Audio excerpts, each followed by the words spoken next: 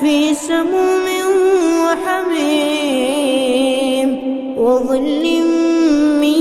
يحموم لا بارد ولا كريم إنهم كانوا قبل ذلك مترفين وكانوا يصرون على الحنث العظيم وكانوا يقولون أئذا متنا وكنا ترابا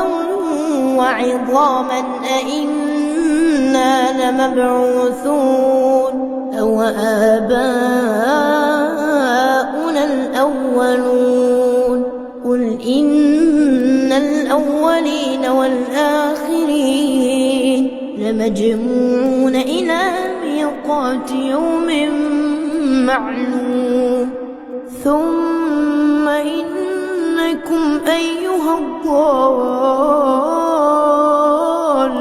المكذبون